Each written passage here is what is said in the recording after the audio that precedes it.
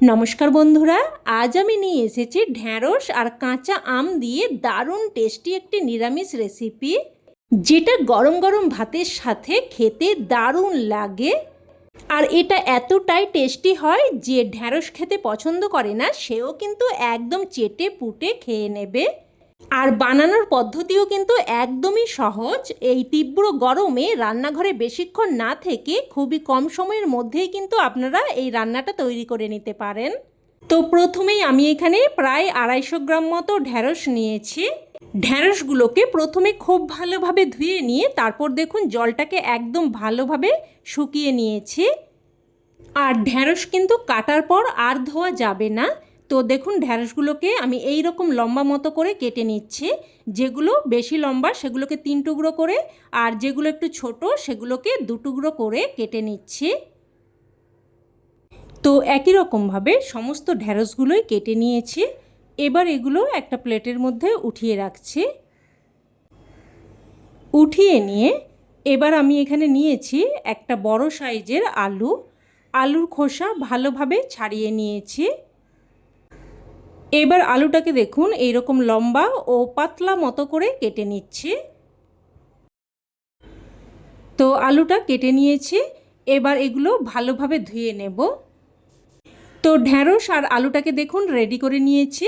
এবার এখানে নিয়েছি একটা কাঁচা আম।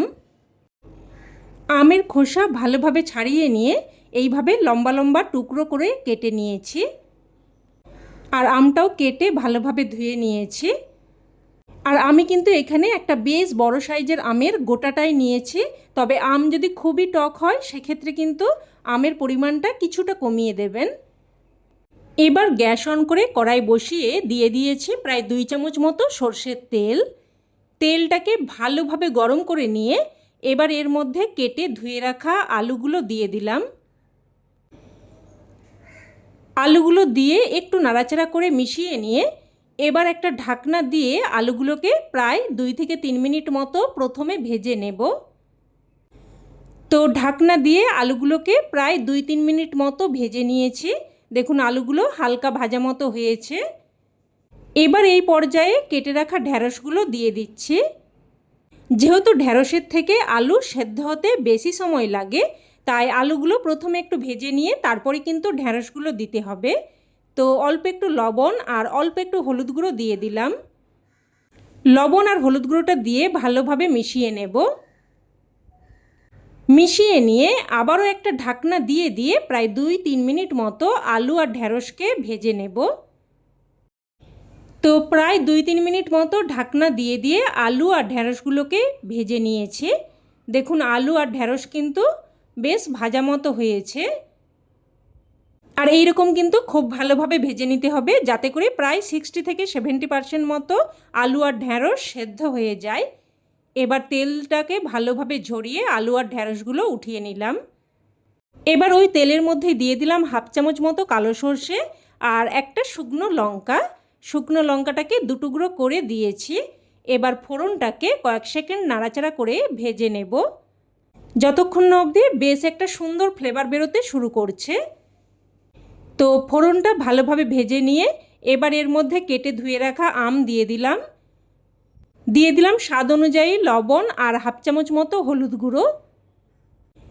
লবণ আর হলুদ গুঁড়োটা দিয়ে ভালোভাবে মিশিয়ে নিয়ে একটা ঢাকনা দিয়ে আমগুলোকে প্রায় 2 মিনিট মতো ভেজে নেব।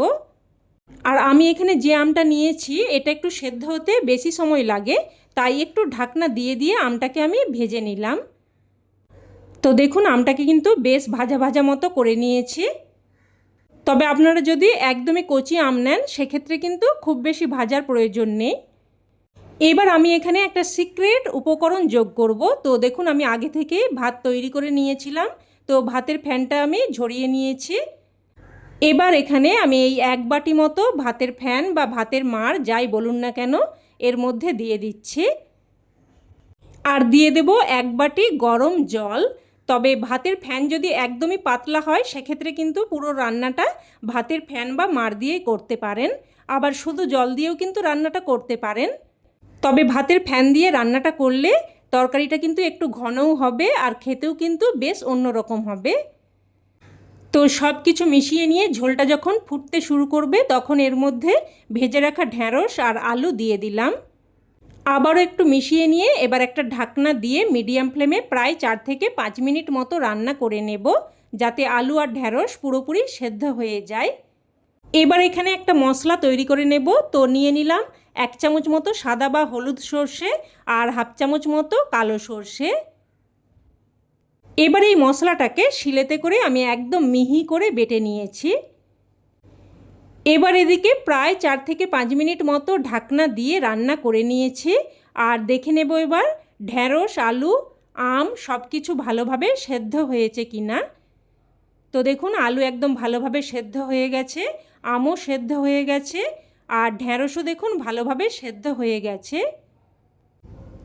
এবার এখানে বেটে রাখা মশলাটা দিয়ে দিচ্ছি। মশলার বাটি ধুয়ে সামান্য একটু জলও দিয়ে দেব। এবার মশলাটাকে ভালোভাবে মিশিয়ে নেব। বন্ধুরা, আপনারা হয়তো ঢ্যাঁড়স আলুর তরকারি অনেক রকমভাবেই রান্না করে খেয়েছেন, তবে আমার মতো করে এইভাবে একবার বানিয়ে দেখবেন। গরমের দুপুরে ভাতের সাথে জাস্ট কিন্তু জমে যাবে। তো এবার এখানে আমি দেখুন কয়েকটা চেরা কাঁচা লঙ্কাও দিয়ে দিলাম। এই রান্নাটা খুব কিন্তু বেশি ঝাল হবে না, তবে একটা সুন্দর ফ্লেভারের জন্য কয়েকটা চেরা কাঁচা লঙ্কা দিয়ে দিলাম। এবার ঢাকনা দিয়ে লো টু মিডিয়াম ফ্লেমে জাস্ট কিন্তু 2 থেকে 3 মিনিট মতো রান্না করে নিয়েছি। এবার এখানে আমার লবণটা একটু কম মনে হচ্ছে, তাই অল্প একটু লবণ দিয়ে দিলাম, আর স্বাদের ব্যালেন্সের জন্য সামান্য একটু চিনি দিয়ে দিলাম।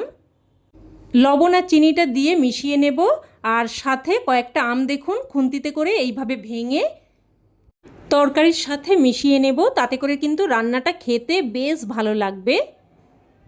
আর বন্ধুরা, এই সিজনে এই রান্নাটা আপনাদের কাছে কিন্তু একবার হলেও বানানোর অনুরোধ রইল। এবার এখানে সবশেষে দিয়ে দিলাম 1 চামচ মতো কাঁচা সর্ষের তেল। আর সবশেষে এরকম একটু কাঁচা সর্ষের তেল দিয়ে দিলে রান্নাতে কিন্তু একটা বেশ ঝাঁঝালো ফ্লেভার আসবে, আর খেতেও কিন্তু খুবই ভালো লাগবে। তো তেলটা দিয়ে মিশিয়ে নিয়ে এবার গ্যাসের ফ্লেম বন্ধ করে একটা ঢাকনা দিয়ে স্ট্যান্ডিং টাইমে রেখে দিলেই রান্না কিন্তু একদম তৈরি। এবার এটা গরমাগরম ভাতের সাথে পরিবেশন করুন, দেখবেন এক নিমেষে প্লেটের সমস্ত ভাত উধাও হয়ে যাবে। তবে শুধুমাত্র আমার কথাই নয়, অবশ্যই এইভাবে একবার বানিয়ে দেখুন, তারপরেই কিন্তু আমাকে কমেন্টে জানাবেন যে খেয়ে আপনাদের কেমন লাগলো।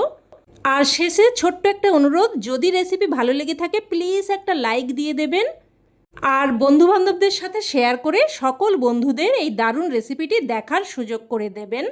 আর চ্যানেলের নতুন বন্ধু হয়ে থাকলে চ্যানেলটি অবশ্যই করে সাবস্ক্রাইব করে নেবেন। তো আজ এই অবধি, আবারও অন্য কোনো রেসিপিতে দেখা হবে। ততক্ষণে ভালো থাকবেন, সুস্থ থাকবেন। ধন্যবাদ।